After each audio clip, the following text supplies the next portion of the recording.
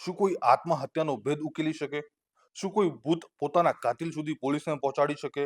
તમે માનો કે ન માનો, પણ અમદાવાદના વટવા વિસ્તારમાં જે બન્યું છે એ સાંભળીને તમારી તર્ક શક્તિ હારી જશે. આ કોઈ ફિલ્મી વાર્તા નથી, પણ 35 વર્ષથી દફન થયેલું એક ભયાનક સત્ય છે. કુતુબનગરનો પ્લોટ નંબર 10 અને એ મકાન, જે કોઈ અહીં રહેવા આવતું તેના માટે આ ઘર શાપિત સાબિત થતું.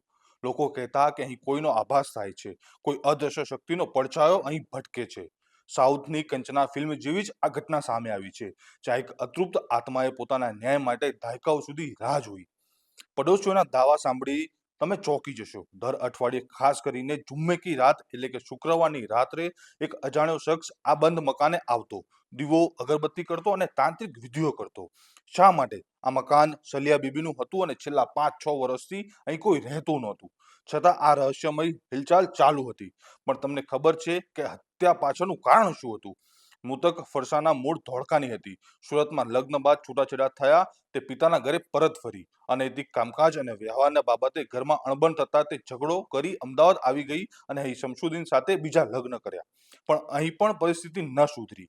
પતિ શમશુદ્દીન તેનાથી કંટાળી ગયો હતો અને તેને પતાવી દેવાનો પ્લાન બનાવ્યો હતો.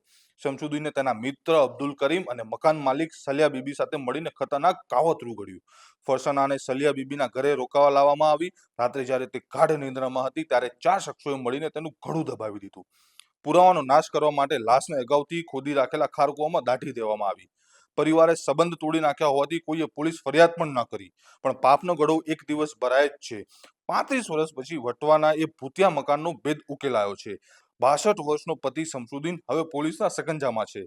આત્માની એ ચીજ અને કુદરતના ન્યાયે સાબિત કરી દીધું છે કે પૃથ્વીના પેટાળમાં દાટેલું સત્ય પણ એક દિવસ બહાર આવે જ છે. ન્યાયમાં વિલંબ હોઈ શકે, પણ અંધેર નહીં. જોતા રહો લલકાર ન્યૂઝ.